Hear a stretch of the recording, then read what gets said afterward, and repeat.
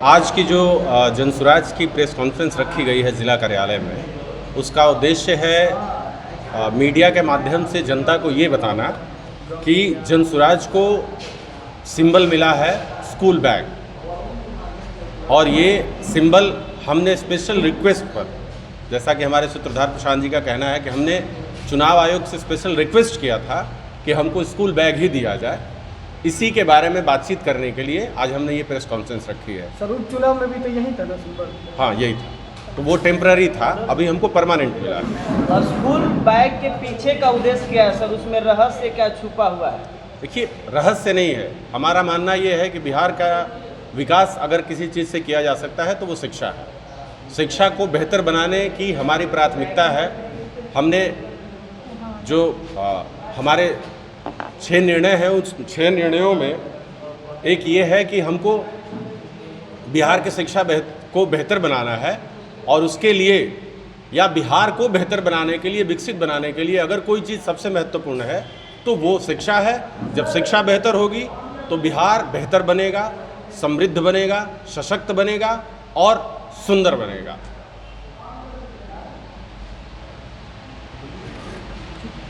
Sir, Bihar में तो लगातार अन्य जो दल है या पार्टियां है, शिक्षा, स्वास्थ्य, रोजगार पर काम तो कर ही रही हैं, तो प्रशांत किशोर जी ये नया क्या चीज़ कर रहे हैं?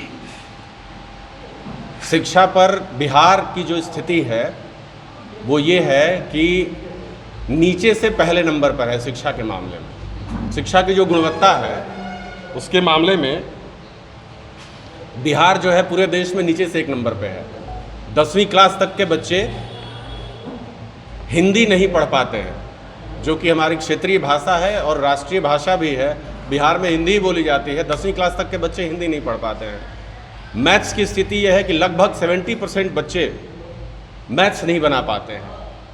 टेक्निकल कॉलेजेस जो हैं उनकी कमी है, मेडिकल कॉलेजेस की कमी है।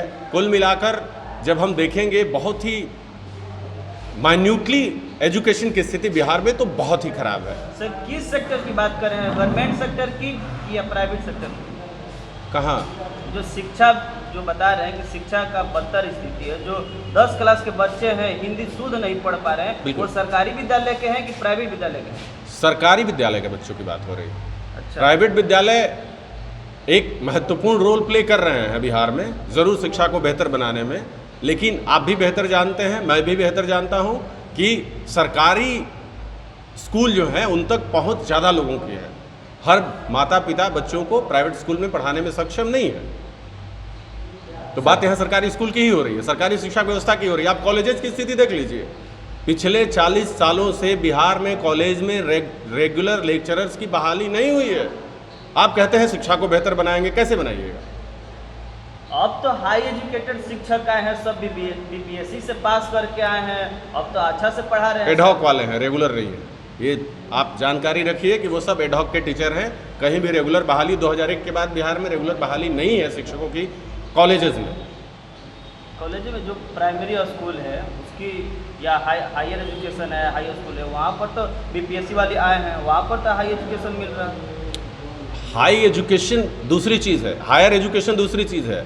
आपको ये सवाल थोड़ा सा ऐसे पूछना है कि अभी नई बहाली जो हुई है, बीपीएससी के शिक्षक आए हैं, उससे कुछ चीज़ों में सुधार होता हुआ दिख रहा है।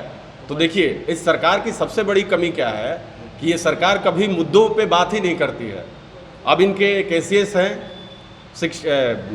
सिद्धार्थ महोदय, उनका रोज़ रोज़ नया प्रोग्राम है, नया रोज़ रोज़ पॉलिसी है। अभी आप शिक्षक ट्रांसफ़र को देख लीजिए, स्थिति क्या है। उन्होंने सारे शिक्षकों को कहा कि 1 जून को आपकी छुट्टी हो रही है, आप घर जाइए।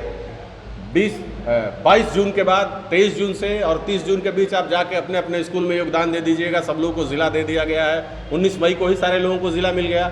लेकिन स्थिति क्या है, सारे टीचर हौच पौच की स्थिति में हैं। जो महिला शिक्षिकाएँ हैं, 400 किलोमीटर दूर उनकी पोस्टिंग है प्राइमरी स्कूल में, जबकि प्राइमरी स्कूल के टीचर का जॉब जो होता है, प्राइमरी टू 8 क्लास तक के टीचर का जॉब जो होता है, वो ज़िला कैडर बेस्ड जॉब होता है। उसमें अररिया किशनगंज नहीं जाना होता है, उसमें अपने ज़िले में नौकरी मिलती है। ये सरकार पूरी तरह से कंफ्यूज्ड है, क्योंकि सरकार के मुखिया जो हैं वो मेंटली डिरेल्ड हैं, उनका दिमाग काम नहीं कर रहा है। इसलिए अधिकारी, मंत्री, जिनको जो समझ में आता है वो करते हैं। शिक्षा सुधार की बात वो करेंगे ना जिनको शिक्षा में इंटरेस्ट होगा, जिस आदमी का दिमाग ही नहीं काम करता है, वो क्या सुधार करेगा किसी यानी चीज़? सरकार के अफसर सब बेलगाम हो गए हैं। बिल्कुल बेलगाम है। आप खुद देख लीजिए, सिद्धार्थ जी ने क्या कहा। सिद्धार्थ जी ने पूरे ढंगे की चोट पे कहा कि 23 तारीख से 30 तारीख के बीच सारे टीचर जिनको उनका जिला मिल गया है वो सब जाकर अपने नए स्कूल में ज्वाइन करेंगे। और मैं सैकड़ों शिक्षक को जानता हूं जो 23 तारीख को यहाँ से गए हैं। बहुत सारे शिक्षक तो इनके आश्वासन पे वहाँ से रूम वगैरह सब छोड़ के अपना सामान लेके घर आ गए थे। आप उस स्थिति की कल्पना कीजिए तो महिलाओं के बारे में कि यहाँ आई हुई महिला फिर से 400 किलोमीटर जाकर अररिया और किशनगंज में रूम खोजेगी और वहाँ रहेगी। इस सरकार के कोई पॉलिसी प्लान दिखता है आपको? मैंने कहा ना, ये पूरी सरकार के मुखिया नहीं, पूरी सरकार पटरी से उतर चुकी है। जब मुख्यमंत्री का दिमाग काम नहीं करेगा तो यही सब चीज़ें होंगी। सर, एक क्वेश्चन लोगों के मन में है कि अगर आपकी पार्टी 5 से 10 सीटें लाती है और उस स्थिति में बनता है कि अगर समर्थन नहीं देंगे तो सरकार नहीं बनेगी, तो फिर क्या उस पर फिर से चुनाव कराने का प्रयास, फिर आपकी पार्टी समर्थन देगी किसी न किसी? ये आपसे किसने कह दिया कि हमारी पार्टी 10 से 5 सीटें ला रही है? नहीं, कई लोगों के मतलब जहन में है, पब्लिक की जिनको कहना है कहने दीजिए। बात है सर, ये बताइए कि जो सांसद या विधायक या मंत्री हैं, MLA, उनके बच्चे सरकारी विद्यालय में क्यों नहीं पढ़ते हैं? क्योंकि सबको पता है कि सरकारी विद्यालयों की स्थिति क्या है। वो पॉलिसी में करें, वो खुद जानते हैं। मैंने कहा आपसे एक बात कि जो तय करते हैं ना, उनकी नीयत बहुत मायने रखती है। जो कानून बनाते हैं उनकी नीयत बहुत मायने रखती है।